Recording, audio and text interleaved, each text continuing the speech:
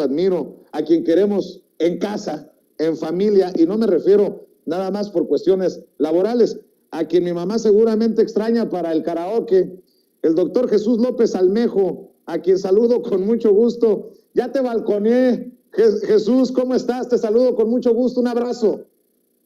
¿Qué tal, estimado Vicente? Pues listos, como siempre, para darle el análisis como cada viernes. Oye, querido Jesús, como profesor de Relaciones Internacionales te tengo que preguntar, mira, yo hablando de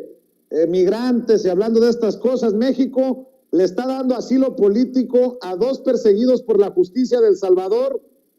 y bueno, pues también hay que revisar a quién se le ofrece asilo político. Hay polémica en la Secretaría de Relaciones Exteriores por la agregaduría, se están abriendo también las puertas de México para las mujeres perseguidas por el régimen del Talibán desde Afganistán. En fin, hay muchos temas por donde le quieras entrar, Jesús. Pues fíjate, Vicente, ahora que lo mencionas, me parece que es bastante peligroso y bastante riesgoso que una tradición como la que tiene México de asilar políticamente a perseguidos por regímenes autoritarios, de brindar oportunidad a aquellos políticos de Centro, Sudamérica y del mundo en general que buscan en México este refugio que les proteja de sus adversarios políticos. Me parece que una cosa es eso y que es muy importante que México lo siga manteniendo, y la otra cosa es no elaborar una adecuada investigación acerca de los personajes que recibimos y que termine convirtiéndose el asilo político en una imagen que deteriore la filosofía del presidente de López Obrador en este caso, que es el combate a la corrupción. Si el combate a la corrupción no hubiera sido tan importante en las campañas electorales, probablemente pasaría desapercibido. Sin embargo, en este momento hay un revuelo muy importante en los medios de comunicación en El Salvador, porque pues tú sabes que está teniendo lugar en este momento, y ya desde hace un tiempo, un maxi proceso a raíz de unas leyes anticorrupción que el presidente Nayib Bukele está llevando a cabo. Y esto ha generado que haya por lo menos 10 miembros de gabinete de un gobierno, de un presidente que se llamó Mauricio Funes, que se fue en 2016 a Nicaragua y se hizo ya nicaragüense, y su vicepresidente, que posteriormente fue presidente también de El Salvador, que de hecho se llama Salvador Sánchez Serén, que también se fue a Nicaragua a pedir primero asilo y después se hizo ciudadano nicaragüense, porque Nicaragua no extradita, de acuerdo a sus leyes, no extradita a sus nacionales. Pues resulta que en México cayeron 2 personas que están prófugas de la justicia en El Salvador. Uno de ellos se llama Sigifredo Reyes Morales, que fue presidente de la Asamblea Legislativa en El Salvador del año 2011 al año 2015, que antes de que Nayib Bukele llegara a la presidencia de El Salvador ya tenía problemas con la autoridad porque se le acusa de corrupción, se le acusa de sobresueldos y también se le acusa, Vicente, de enriquecimiento ilícito, algo muy común en la política latinoamericana. La defensa que han estado teniendo estos señores, que son la verdadera izquierda de El Salvador, y esta verdadera izquierda de El Salvador son los que se aliaron con el partido Arena, que es el PAN, el equivalente al PAN de la Ciudad de México, y FMLN sería como el PRD. Entonces se alían, van a elecciones juntos en diferentes momentos, ahora mismo son oposición en El Salvador, y a pesar de que va con el PAN de El Salvador, el partido Arena, pues se autodenominan como la verdadera izquierda y argumentan que está habiendo una persecución política directamente contra la verdadera izquierda y van a refugiarse a países como Nicaragua, países como Venezuela, y bueno, pues ahora se vinieron a México. Desde marzo del año 2020, Sigifredo Reyes se vino para México, y cuando lo han intentado capturar, de hecho, lo intentaron capturar y finalmente la Interpol tuvo que decir que sí lo habían atrapado, pero que no podían extraditarlo porque prácticamente, dice, es asilado político mexicano. En el caso de Otón Sigifredo Reyes, entonces digamos que ya la libró, ya se salvó, y aunque Sigifredo dice que hay persecución política, lo cierto es que estos problemas suyos con la justicia salvadoreña empezaron antes de que llegara Nayib Bukele. la gota que derramó el vaso, y por eso el escándalo allá en El Salvador, tiene que ver con Gerson Martínez, quien fuera ministro de Obras Públicas en 2 gobiernos, en el gobierno de Mauricio Funes y en el gobierno también de Salvador Sánchez Serén. Gerson Martínez también está acusado de realizar obras a sobreprecio, de tardarse más del tiempo que se esperaba de las obras, de también haber aceptado sobresueldos y de peculado. Este señor, pues, también como que entra dentro del grupo, Vicente, de exministros del gabinete de Sánchez Serén, incluidos los 2 expresidentes, que se aprobaron, que nada más les habían aprobado 80 millones de dólares para el gasto presidencial y para gastos de operación, y se desaparecieron 351 millones de dólares, de los cuales pues mucho se habla de que recibían sobresueldos y que pues todos estaban como súper contentos en esa red, súper tranquilos, pues porque la auditoría ni la Fiscalía salvadoreña hacían su trabajo. Ahora que llega esta nueva administración, los empiezan a perseguir con mucha seriedad, incluso con videos, con documentos que ellos firmaron, etcétera, etcétera. Y la salida fácil de todo buen político latinoamericano corrupto, que llegan con discursos de izquierda al poder y terminan comportándose como de derecha, pensando que la patria es para servirse de ella y para sacar recursos, pues con formalismos, con argucias legales, pero que a final de cuentas, pues está el peculado en cualquier país está, por lo menos en las constituciones, estipulado como delito.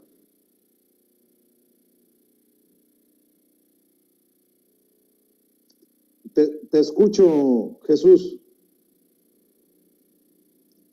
Jesús, te escucho. Bueno, creo que perdimos audio, sonido directamente desde la fuente, desde el dispositivo con el profesor Jesús López Almejo, el doctor Jesús López Almejo, profesor de Relaciones Internacionales,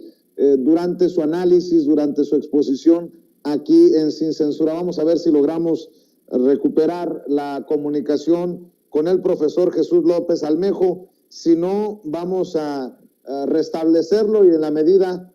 medida en que regrese, vamos a conectarnos nuevamente con él. Confírmenme, compañeros, si logramos la conexión. Si no, déjenme compartir más información con ustedes. Me dicen que ya está el doctor Jesús López Almejo. Doctor, te perdimos algunos segundos, te seguimos escuchando.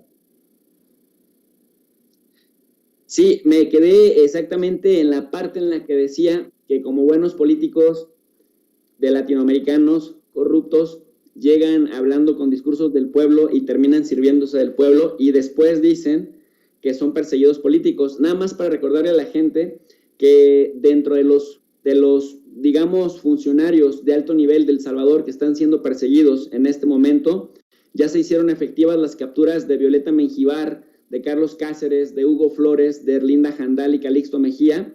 y que finalmente estos pertenecían, Vicente, a los ministerios de Salud, de Hacienda, de Agricultura y Ganadería, de Ciencia y Tecnología y el viceministro de Trabajo. A la par, en este contexto se aprobó una ley anticorrupción, incluso con retroactividad, bajo la idea de que ningún corrupto va a volver a dormir tranquilo en El Salvador, pero haz de cuenta que el discurso va emparejado con reformas en el Congreso de El Salvador y con la Fiscalía activa. No tenemos en El Salvador no estamos viendo una Fiscalía tortuga como la que estamos viendo en México, y estamos viendo que allá sí las ratas están chillando. El problema es que 2 de estas se encuentran en México, y en México se les dio asilo político, equiparándolos como si fueran perseguidos políticos. ¿Cómo ves? Así es. Bueno, pues hay que estar al pendiente precisamente de estos temas, y ya que estamos hablando de asilo político, pues nos tiene que llevar a muchos comentarios discriminatorios, análisis sesgados sobre el tema de Afganistán, Jesús, porque pareciera que cualquier cosa que se señala de Afganistán se habla de talibanes, y son precisamente los talibanes los que están oprimiendo a muchas mujeres que buscan huir de Afganistán en momentos en que anuncia Estados Unidos la retirada de las tropas, y muchos hombres que también quedarían en situación vulnerable. Y mira que no estoy diciendo que todos vengan a México, pero sí me llama mucho la atención que se maneje un discurso en un descuido hasta racista, discriminador sobre este tema. Mira, sin duda alguna, este es un problemota que le está estallando a la comunidad internacional, que en su momento no fue capaz de frenar los instintos expansionistas de Estados Unidos, que no,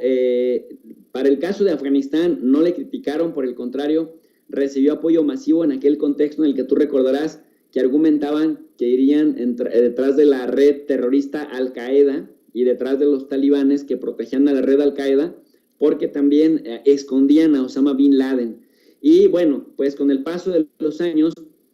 cuando ya mataron a Osama Bin Laden, cuando ya mataron al Mullah Omar, que era el segundo, era digamos el líder de los talibanes, cuando prácticamente ya no tenía nada que hacer, ahora WikiLeaks ha revelado reportes o informes del Pentágono de que los mismos altos mandos se preguntaban, ¿y ahora qué hacemos si ya eliminamos, si ya cumplimos los objetivos militares?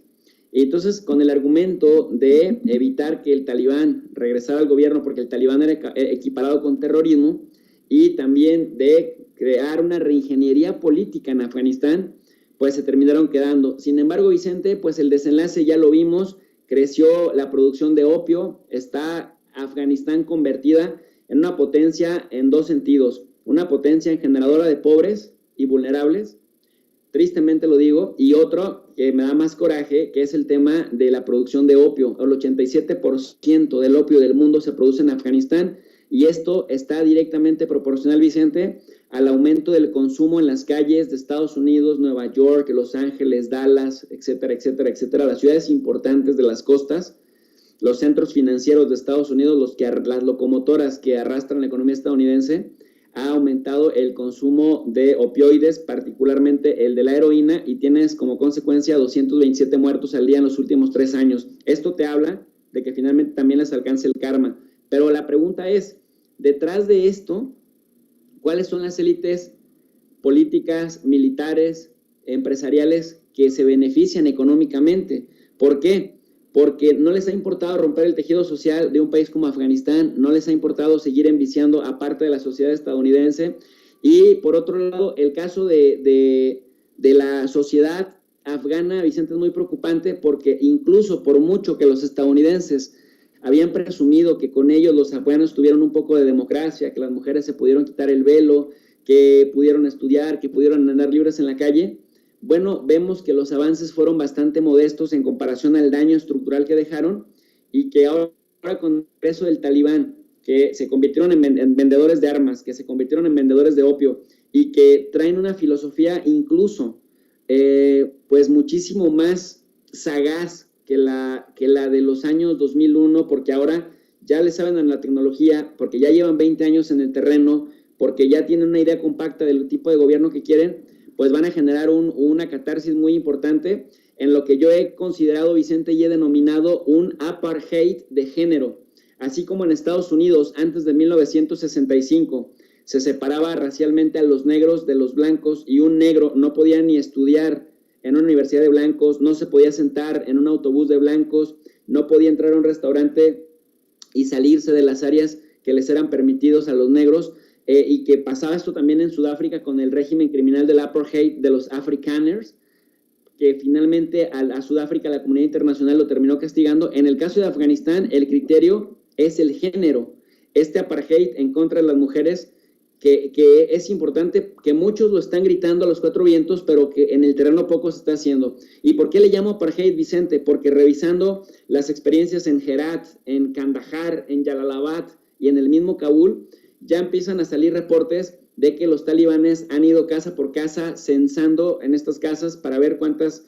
mujeres hay, entre niñas y mujeres que están casadas. No puedo decir que sean muy mayores, porque en Afganistán una tercera parte de las mujeres, estamos hablando como del 35%, son obligadas a casarse antes de los 16 años, de tal suerte que cuando llegan a 17 o 18 ya tienen por lo menos 1 o 2 hijos, y esto pues finalmente las ata. Mira, Vicente, si me permites, hay 29 restricciones, no las voy a mencionar todas, pero sí las que considero que son terribles, ¿no? O sea, todas son terribles, pero las que son como más estructurales. Una de ellas es que, por ejemplo, las mujeres no pueden trabajar formalmente y no pueden estar fuera de su casa, con excepción, esto de unas pocas horas, de enfermeras y de médicas, esto si la situación así lo requiere. Está también la prohibición de cualquier tipo de actividad de las mujeres fuera de casa, a no ser que vayan acompañados o por su hijo, o por su padre, o por su hermano, o por su marido. Está también la prohibición de cerrar tratos con comerciantes hombres. No pueden tener ningún tipo de contacto con los hombres. Tampoco pueden ser tratadas, así se vayan muriendo, por un doctor, por un médico que sea hombre. Así vaya con el marido. Las mujeres tampoco pueden estudiar en escuelas o en universidades o en ninguna institución educativa. Y por otro lado, tienen que tener un velo largo que se le conoce como burka para que ninguna parte de su cuerpo salga, ni siquiera sus manos, ni siquiera sus talones, sus tobillos. Se les pueden dar azotes, palizas y abusos verbales si no cumplen con las reglas, ya no digamos del Islam, porque esto no es islámico, esto es del Talibán, una interpretación bastante arcaica. Hay azotes en públicos también contra mujeres que no oculten sus tobillos, lapidación pública contra las mujeres acusadas de mantener relaciones sexuales fuera del matrimonio, es decir, que las matan a pedradas, prohibición del uso de cosméticos, prohibición de hablar o estrechar las manos a varones que no sean sus protectores, es decir, su padre, su hermano, su marido, su hijo, prohibición a las mujeres de reír en voz alta, imagínate, prohibición a las mujeres de llevar zapatos con tacones, prohibición también a generar sonidos al caminar, se les prohíbe andar en taxi, se les prohíbe también tener radio, televisión o reuniones públicas de cualquier tipo, así como practicar deportes en cualquier centro deportivo. Tienen prohibido andar en bicicleta o en motocicleta, también tienen prohibido vestir indumentarias de colores vistosos, no pueden reunirse con motivo de festividades con otras familias en donde haya otros hombres que no sean sus hombres cercanos. Está también la modificación de toda la nomenclatura en las calles. Ninguna calle puede tener nombre de mujer, ningún jardín, ninguna plaza pública. También está la prohibición de asomarse a los balcones o a sus ventanas de sus casas. Por supuesto que tampoco pueden, que los sastres, cuando les vayan a hacer un traje, les pueden tomar medidas. Por otro lado, no pueden acceder a baños públicos y por otro lado, tampoco pueden ser fotografiadas ni filmadas, ni puede haber imágenes de mujeres impresas en revistas, en libros o en los anuncios públicos que están en las calles. Ahora, uno diría, bueno, esto es tremendo, sí, porque estamos viendo que en pleno 2021 se están llevando a cabo prácticas de la Segunda Guerra Mundial o prácticas del siglo XIX o prácticas incluso de la Inquisición, una cosa de verdad sacada de toda realidad, pero también hay problemas con los hombres. A los hombres también se les prohíbe escuchar música, se les prohíbe ver películas, televisión y videos, se les prohíbe celebrar el Año Nuevo, se les prohíbe también a los hombres celebrar el Día Internacional del Trabajo y por otro lado el hombre tiene la obligación, ojo, de raparse, de dejarse la barba, por lo menos lo que le sobra del puño. Los hombres también tienen que acudir a las mezquitas 5 veces al día. No pueden adiestrar aves y no pueden volar cometas. El volar cometas en Kabul, por ejemplo, era un deporte nacional prácticamente, que se eliminó esta práctica con la llegada de los talibanes. Hay una película muy famosa que la gente puede tener una idea de esto que estoy mencionando, que se llama Cometas en el Cielo. Es bastante triste, bastante fuerte la temática, pero habla justamente de cómo cambió la vida social en Afganistán, el cual era concebida como una república feminista, incluso antes de que el concepto tuviera lugar en Occidente, porque era la capital del jazz, la capital mundial del jazz, del tabaco, de las buenas comidas, de la celebración a donde se iban los europeos en las noches, que con la llegada de los talibanes, pues todo eso cambió al punto que ahora hay medidas súper restrictivas que, Vicente, si la comunidad internacional de verdad no se pone las pilas y no cambia, digamos, los esquemas farsantes de la ocupación estadounidense, sí estamos a punto de ser testigos silenciosos de verdaderas tragedias humanitarias en Afganistán, en donde las mujeres serían prácticamente las más vulnerables. Por eso yo considero que un criterio, más allá de si fueron colaboradores con la ocupación, si fueron traductores, si fueron consultores, tendría que ser que a toda mujer afgana que solicite asilo, que solicite refugio, con todos sus hijos para que no se rompan las familias, pero por lo menos salvar a las mujeres y salvar a sus familias, porque sí están en un verdadero riesgo con este régimen, que por cierto también pone en riesgo la misma credibilidad de la fe islámica, porque no es representativo de la fe islámica, solo el 1%, es más representativo de la interpretación de Arabia Saudita, que es superaliado de Estados Unidos, que de la fe islámica en general, y se puede también desatar una islamofobia en el mundo que puede desatar ataques contra comunidades islámicas en todo el orbe, Vicente. Así es. Oye, Jesús, y para cerrar un tema que está candente por la declaración del presidente Andrés Manuel López Obrador de que le va a sugerir al secretario de Relaciones Exteriores, Marcelo Ebrard, que sea una poetisa indígena la que nos represente, que sea la agregada cultural de la Embajada de México en España y no Brenda Lozano, nada más para echarle más leña al fuego, lo que publica Gabriela Warkentin, esta comunicadora de W Radio, que escribe: querida Brenda Lozano, te abrazo muy muy fuerte, se vale la crítica a tu nombramiento, faltaba más, pero la sucia y sexista guerra de estiércol en tu contra solo retrata a quienes se han regodeado en ella, vuelan buenas vibras para ti. O sea que somos sexistas nosotros, tú y yo, por pedir congruencia ante una clara opositora a la Cuarta Transformación, que no pueden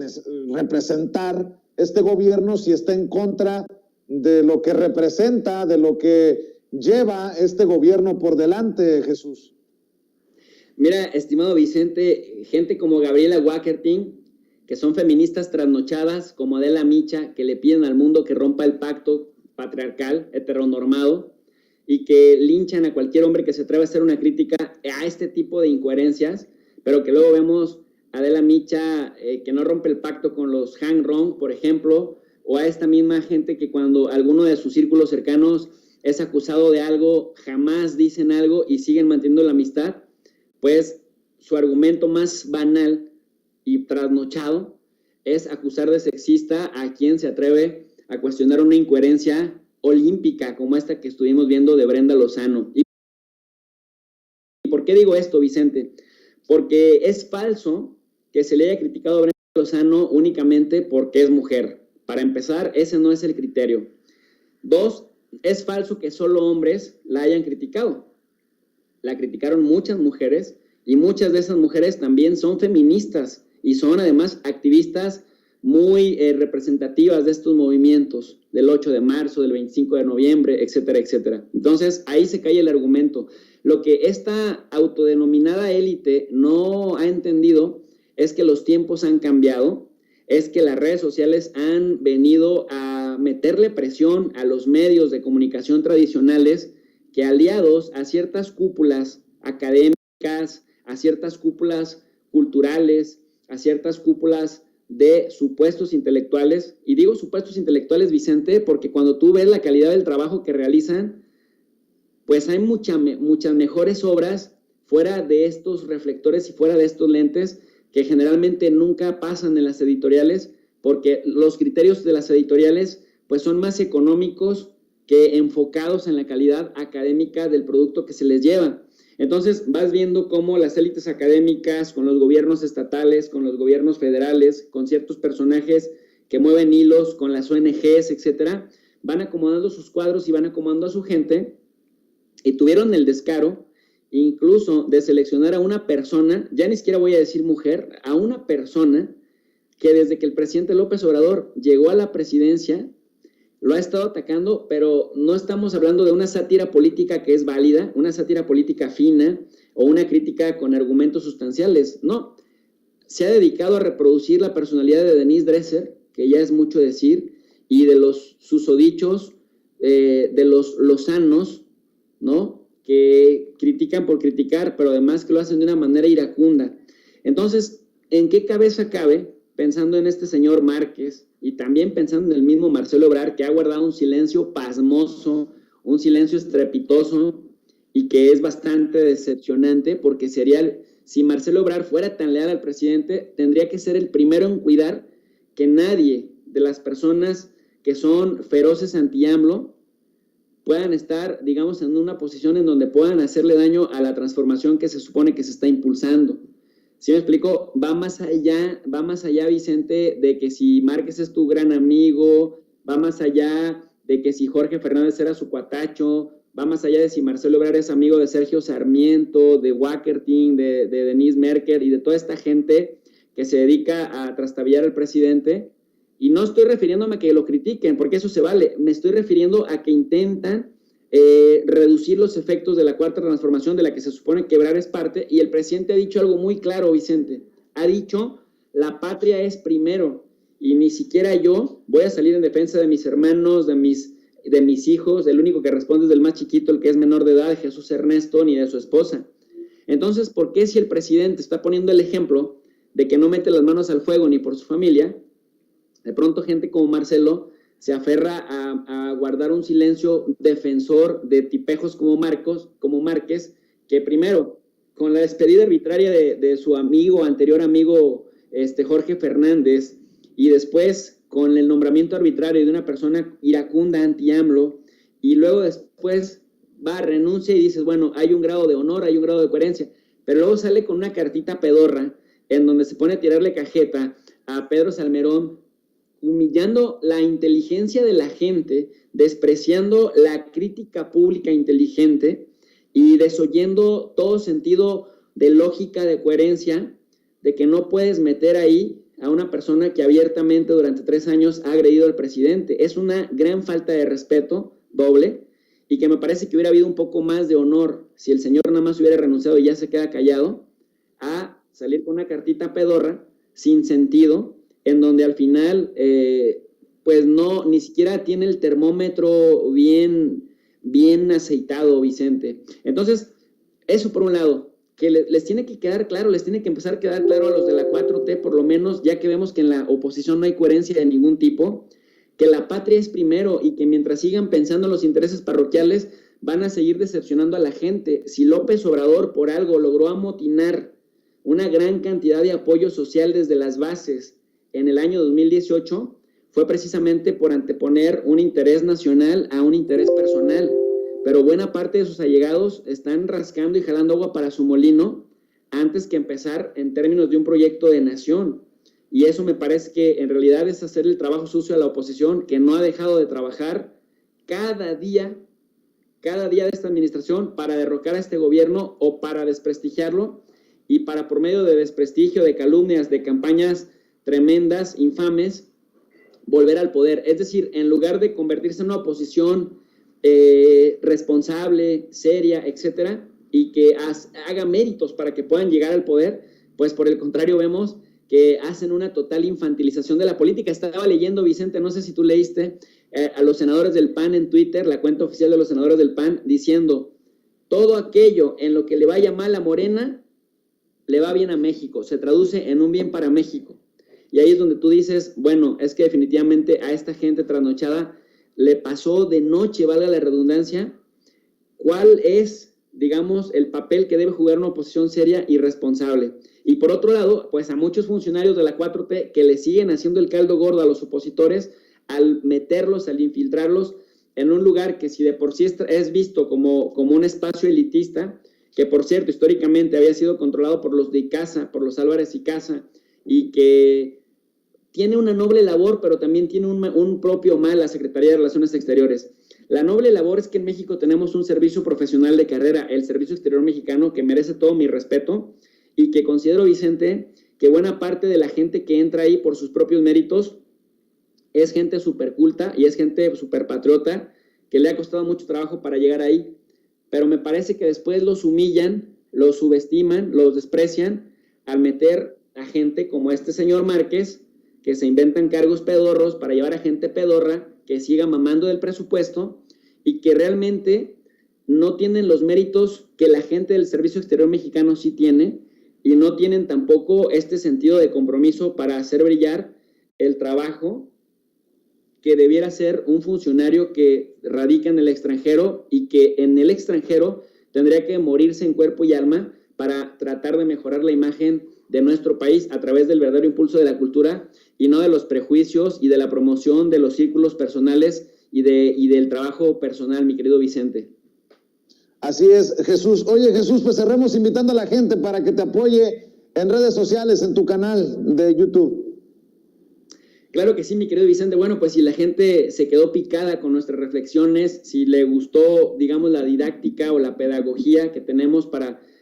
problematizar los asuntos internacionales, les invito al canal de Tu Profe de RI. RI significa Relaciones Internacionales. Allá vemos los asuntos del mundo. A veces llega, Vicente, gente que me dice, profe, no te metas en temas de otros países, mejor hay que arreglar los propios. Y uno se pregunta, bueno, pues este es un canal especializado en relaciones internacionales, pues ese es el asunto de mi incumbencia. Es decir, a mí sí me importa revisar los asuntos internacionales porque en un contexto global las cosas que pasan en el mundo nos afectan directamente a México y lo que pasa en México también afecta directamente a otros lugares. La pandemia justamente así lo demostró, ¿no? Que nadie está aislado completamente del mundo y todos tenemos efectos retroactivos en un lugar y otro. Así que, pues con Tu Profe de RI en este canal tratamos de estudiar el mundo y de ponerles además una lectura con una dinámica universitaria, es decir, clase, pero también lectura de lunes a viernes a las 10:30 de la noche para que la gente pues tenga herramientas pedagógicas y si no pudiera estudiar en su juventud por alguna otra razón, pues ahora está la universidad gratuita con Tu Profe de RI, Vicente. Te mando un abrazo, Jesús. Buenas tardes. Abrazote, querido Vicente. Feliz día. Gracias. Es Jesús López.